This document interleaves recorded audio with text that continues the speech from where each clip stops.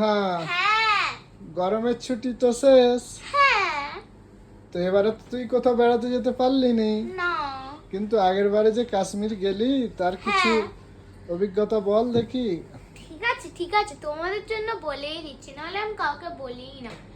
আমরা ম্যাগি খেলুম, পাহাড়ে বরফেতে অনেক মজা হলো।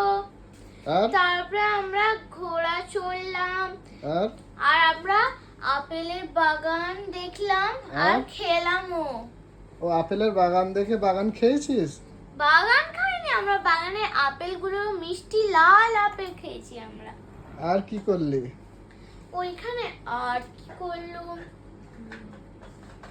হোটেলে একটা পার্ক মতন জায়গা ছিল তো, হুম। ওইখানে যারা সব বাচ্চারা ছিল হ্যাঁ। ওইখানে সবাই মিলে খেলা হচ্ছিল, কারণ ওখানে আমার আব্বুজির বন্ধুরাও গিয়েছিল। হুম।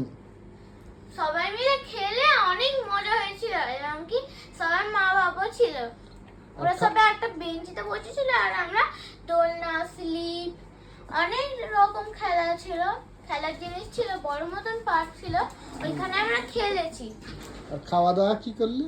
খাওয়া দাওয়া বিরিয়ানি, রাইস, ফ্রাইড রাইস, আর সন্ধ্যাবেলা বললে ম্যাগি খেয়েছি। আর বরফে গিয়ে কি খেলি?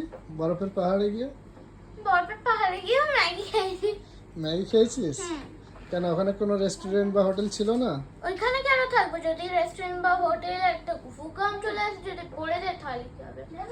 মানুষও মরবে, আর যারা গিয়েছিল তারাও মরবে ওপরে। তাহলে আর কি কখনো যাবি? যেতে ইচ্ছা হচ্ছে ওখানে?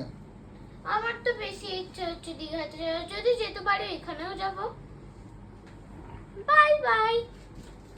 নেক্সট ভিডিওটা আবার আনবো আপনাদের জন্য। হ্যাঁ।